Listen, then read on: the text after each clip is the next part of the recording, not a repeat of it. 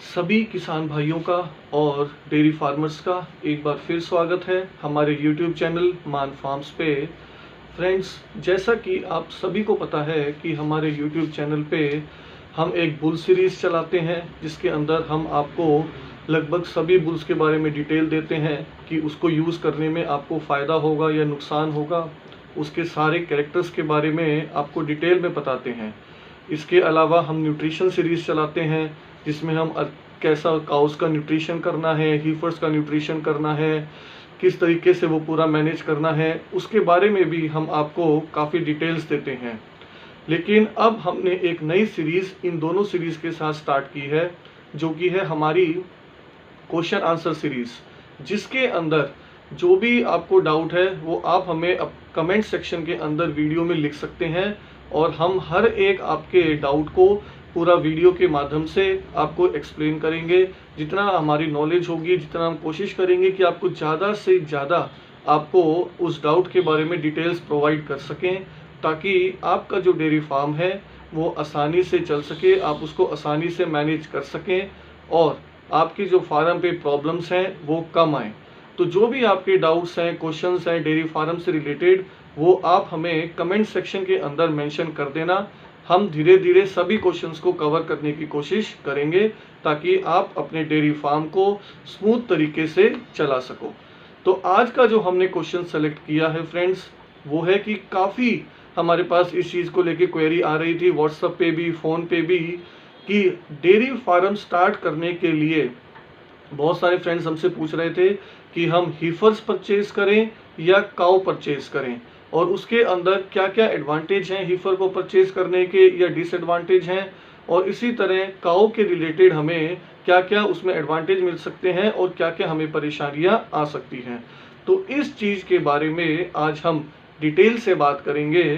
तो सबसे पहले स्टार्ट करते हैं। अगर तो आप हीफर परचेज करते हो, हीफर परचेज करने से आपको फ़ायदा क्या मिलता है कि एक तरह से जो उसकी उम्र है, एज है, उसकी आपको श्योरिटी मिल जाती है। क्योंकि हीफर हम उसको कहते हैं, बछड़ी को कहते हैं जिसकी अभी तक काल्विंग नहीं हुई है या जिसकी अब फर्स्ट काल्विंग होने वाली है। तो उसके अंदर क्या होता है कि जो उसके दांत होते हैं, आप नीचे वाले दांत देखकर बता सकते हो कि उसकी एज क्या है। जो हीफर होता है वो जर्नली, जो हीफर होती है वो जर्नली आपकी या तो दो दांत होती है या खीरी होती है, अभी उसके मतलब दांत नहीं टूटे होते, और या दो दांत होती है। पर मैक्सिमम कहीं केसेस में जहाँ पर अगर प्रेगनेंसी लेट हो गई है कुछ प्रॉब्लम की वजह से, तो कई बार हीफर ब्याते ब्याते चार दांत भी हो जाती है। नॉर्मली एवरेज एज जो आती है इंडियन फार्म्स पे वो लगभग 2.5 साल तक पहुंच जाती है हीफर की ब्याने में। लेकिन कई हीफर हमने देखी हैं 19-20 महीने की भी ब्या जाती हैं और कई 3 साल तक जाके ब्याती हैं। तो ये अलग अलग क्राइटेरिया हो जाता है, लेकिन फिर भी इनके अंदर जो एज है वो ऑलमोस्ट सर्टन है। आपको एज के बारे में, इनकी उम्र के बारे में बिल्कुल सोचने की जरूरत नहीं है, चाहे वो 2 साल की होगी या 2.5 साल की होगी या 3 साल की होगी। तो इसमें 2-4 महीने की ही बात ऊपर नीचे आएगी, तो ये चीज़ जो है वो इतनी ज़्यादा मैटर नहीं करेगी। तो हीफर में ये चीज़ की आपको श्योरिटी मिल जाती है कि आपको उसकी जो एज है उसकी गारंटी हो जाती है। आप अपने आप ही उसके दांत देखकर भी चेक कर सकते हो। लेकिन अगर आप बड़ी गाय परचेज करते हो, उसके अंदर आपको एज की कोई गारंटी नहीं है। क्योंकि अगर तो आप सप्लायर से परचेज करते हो, जो मैक्सिमम लोग करते हैं, बहुत सारे फ्रेंड्स हमारे पास भी आते हैं महाराष्ट्र से, बिहार से, यूपी से, गुजरात से, साउथ से। होता क्या है, अगर आप किसी सप्लायर के पास जा रहे हो तो वो आपको जनरली कितनी भी गायें दिखाएंगे, आपने नोट किया हो, वो आपको सभी की सभी गायें आपको दूसरा या तीसरा ब्यात ही बताएंगे कि या तो सेकंड लैक्टेशन या थर्ड लैक्टेशन। क्योंकि ज़्यादा बड़ी उम्र की अगर गायें वो बता देंगे तो उसको परचेज नहीं करेगा कोई भी। तो होता क्या है कि जनरली जो सेकंड लैक्टेशन है, ये जो थर्ड, फोर्थ, फिफ्थ लैक्टेशन की गायें हैं, वो लगभग एक जैसी दिखती हैं। जितनी भी आपकी थर्ड, फोर्थ, फिफ्थ लैक्टेशन है, तो उनको अच्छे से नहला धुला के बिल्कुल साफ सुथरा करके वो खड़ा करते हैं, जिससे वो लगभग आपको इतना नहीं लगेगा कि वो थर्ड लैक्टेशन में है या फिफ्थ लैक्टेशन में है। इतना आइडिया लग नहीं पाता है जो नए फार्मर्स हैं उनको। तो वो इसी चीज़ का ये जो सप्लायर हैं वो फ़ायदा उठाते हैं और उसमें 2-3 ब्यात वो कम ही बताते हैं। 5th लैक्टेशन की गाय को भी वो 2nd या 3rd की बता देते हैं। और उस लैक्टेशन तक क्या होता है कि दांत उसके पूरे हो चुके होते हैं, कि 8 दांत हैं, वो आपका 2nd या 3rd लैक्टेशन में भी होंगे और वो 5th लैक्टेशन में भी 8 ही दांत होंगे। तो आप दांतों से भी उसकी एज नहीं जज कर पाओगे। और क्योंकि जो दांत घिसने लगते हैं, जो दांतों की ग्राइंडिंग होती है, घिसते हैं, वो भी आपका जनरली वो थोड़ी सी जब ओल्ड एज होनी स्टार्ट होती है, जब गाय 7-8 साल से ऊपर की होने लग जाती है, उसके बाद ही स्टार्ट होता है। उसमें येलोनेस बढ़ता है, वो घिसने लगते हैं।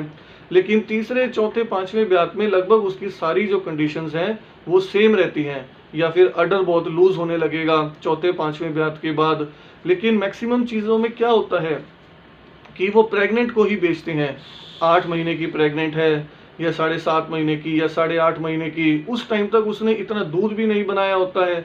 जब वो 8 महीने की प्रेग्नेंट है तो कितना अडर खुलेगा, कितना बड़ा जाएगा, कई बार वो भी नहीं पता लगता है कि अडर की अटैचमेंट ज़्यादा लूज आएगी या नहीं आएगी, या बिल्कुल कॉम्पैक्ट अडर आएगा। तो इस केस में काफ़ी मुश्किल हो जाता है आपको जज करने का कि भाई इसका जो उम्र है वो कितनी होगी, या फिर ये कौन से लैक्टेशन में चल रही है। तो फ्रेंड्स, यहाँ से एक डाउट आ जाता है। तो अगर एज आपको श्योर चाहिए तो आपको हीफर लेने में ही ज़्यादा फ़ायदा है, क्योंकि उसके अंदर इस तरह का कोई डाउट नहीं आता। या फिर अगर आप किसी बहुत अच्छे ब्रीडर फार्म से परचेज कर रहे हैं, उनके पास कंप्यूटराइज्ड रिकॉर्ड रहता है जनरली कि हर लैक्टेशन में उसने कितना मिल्क दिया है, वो थोड़ा सा सेफ रहता है जिनके पास प्रॉपर हर लैक्टेशन का इनका मिल्क रिकॉर्ड होता है। उसके बाद हम दूसरी बात करते हैं इसके दूध की। अब देखिए, हीफर को लेने के लिए आपको हीफर आप कहाँ से परचेज कर रहे हो वो बहुत इंपॉर्टेंट है, क्योंकि हीफर का आपको दूध नहीं पता वो कितना देगी। अगर आप किसी भी अननोन सोर्स से या अननोन सप्लायर से ले रहे हैं जिसके पास उसका पूरा गारंटी नहीं है कि भाई सीमन कौन सा है या फिर इसकी मदर का रिकॉर्ड क्या था, तो उसमें क्या होता है कि उसकी जो मिल्क है उसकी बिल्कुल भी कोई श्योरिटी नहीं होती है।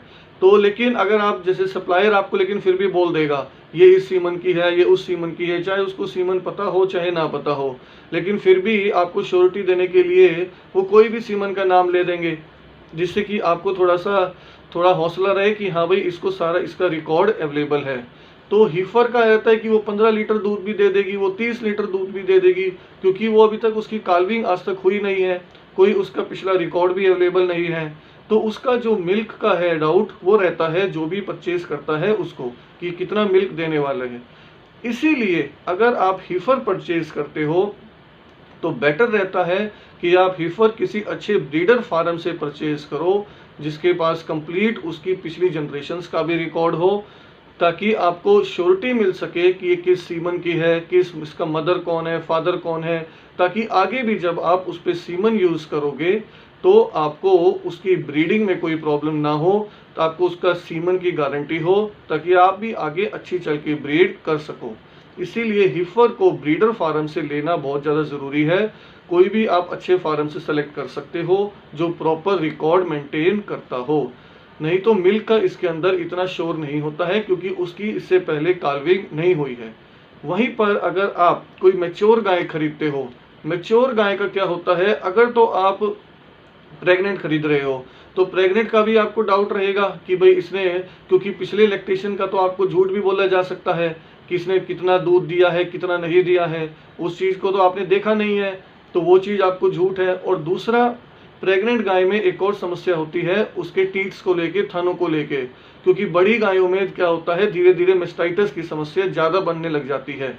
तो हो सकता है कि कोई जब आपके पास वो जाके बड़ी गाय ब्याए तो उसका थन खराब निकल सकता है, थन में कोई बीमारी हो सकती है। और अगर आप ब्याई हुई गाय लेते हो तो जो नए फार्मर्स हैं उनको ये जज करना मुश्किल हो जाता है कि ये कितने दिन की ब्याई है, क्योंकि जो एचएफ गाय होती है और अच्छे ब्रीड की होती है वो काफ़ी दिनों तक अपना पीक मिल्क मेंटेन कर सकती है। वो अगर एग्जाम्पल के तौर पे लो कि अगर कोई 30 लीटर वाली गाय है तो वो 30-40 दिन में आके अपने पीक पे चल रही है, 30 लीटर है, तो वो जो 90-100 दिन भी हो जाएंगे उसको, जब 3 महीने भी हो जाएंगे तब भी वो 30 लीटर पे चल रही होगी, और 1 महीने पहले भी वो 30 लीटर पे ही चल रही होगी। तो आप इतना आसानी से जज नहीं कर पाओगे नए फार्मर्स को खासकर ये परेशानी आती है कि ये 1 महीने की ब्याई है या 2 महीने की ब्याई है, तो इसमें उन फार्मर्स का कई बार क्या होता है, काफ़ी ज़्यादा लॉस हो जाता है। कई बार उनको लगा लो 3 महीने की ब्याई हुई गाय दे देते हैं जो, और उनको बोल दिया जाता है कि ये सिर्फ 1 महीने की गाय ब्याई है। तो इस चीज़ में भी काफ़ी इशू हो जाते हैं कि कितना टाइम उसकी काल्विंग को हो चुका है, इस चीज़ को जज करने में थोड़ी परेशानी होती है। लेकिन वहीं पे अगर हम हीफर की बात करें तो हीफर में आपको टीट्स की, थनों की समस्या ज़्यादा देखने को नहीं मिलेगी, क्योंकि उससे उससे पहले उसकी काल्विंग तो कभी हुई नहीं है, तो उसके जो टीट के पोर्स हैं वो कभी खुले नहीं हैं। तो जर्नली हीफर्स के अगर जो ब्याई नहीं है उसके जो टीट्स हैं वो जर्नली आपको ठीक मिलेंगे, बिना किसी समस्या के मिलेंगे। बस आपको एक अच्छे ब्रीडर फार्म से परचेज करना है, जिससे कि आपके पास पूरा उसका सीमन रिकॉर्ड हो, ताकि आपको पता लग सके कि हाँ भाई ये मिल्क आपको कितना देने वाली है।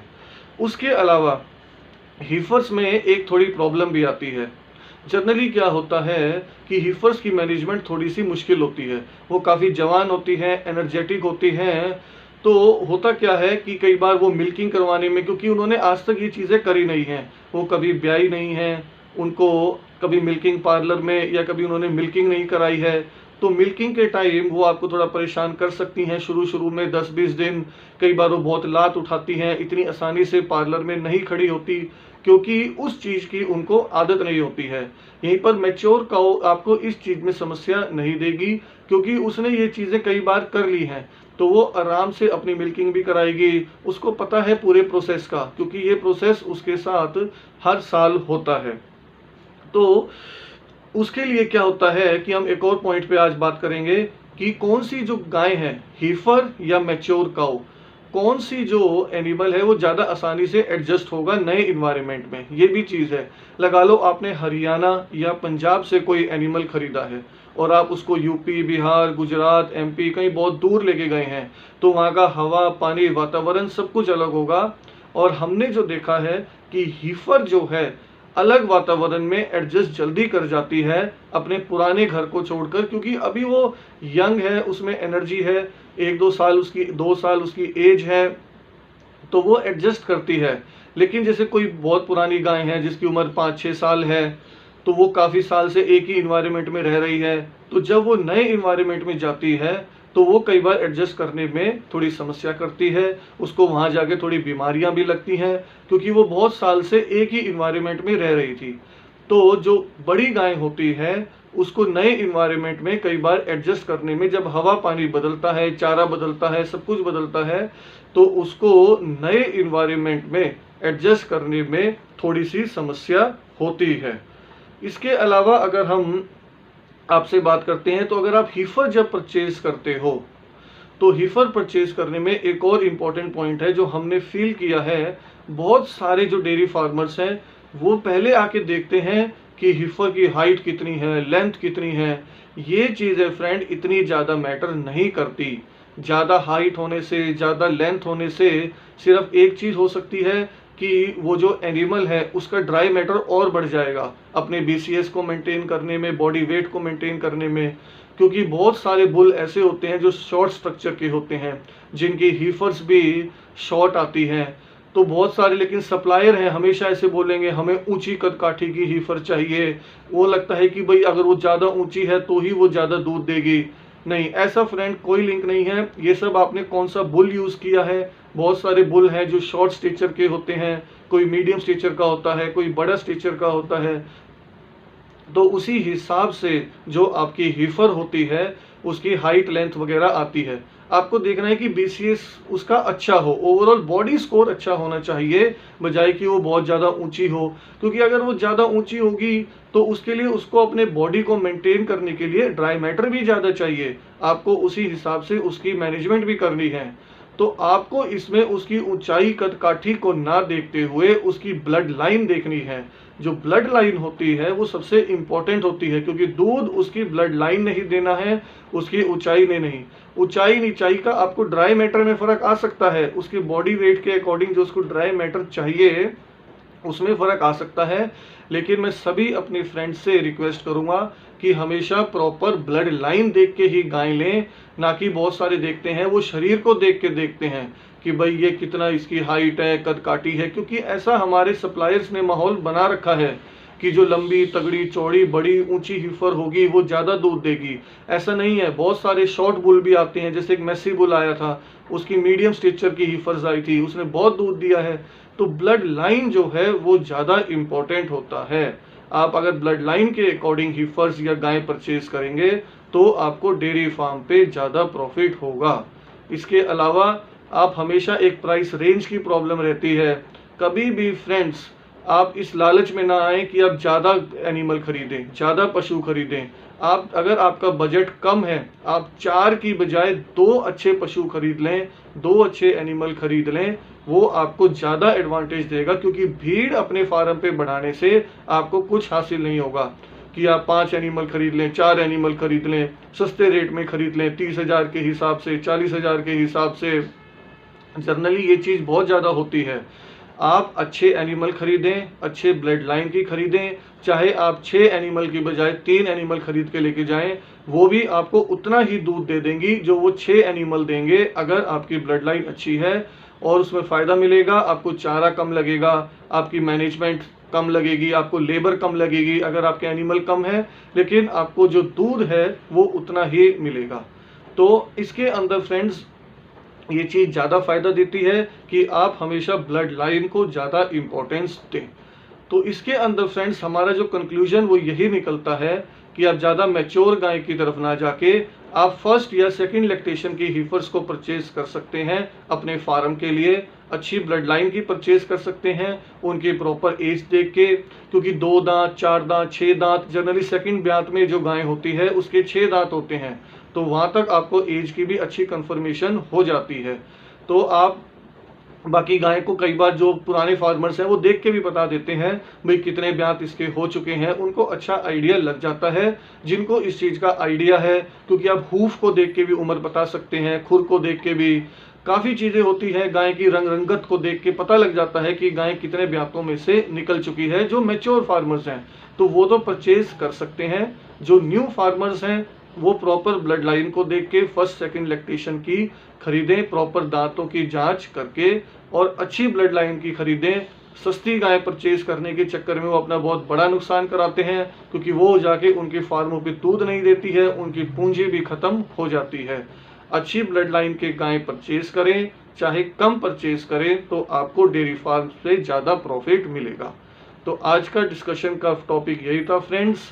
तो आप ज़रूर कमेंट सेक्शन में बताना कि आपको ये वीडियो कैसी लगी, और अपने क्वेश्चंस भी पोस्ट करना कि क्या क्या आपको डेयरी फार्म पे डाउट हो, वो किसी चीज़ से रिलेटेड डाउट हो, चाहे बीमारियां हो, चाहे एआई हो, चाहे बुल की इंफॉर्मेशन हो।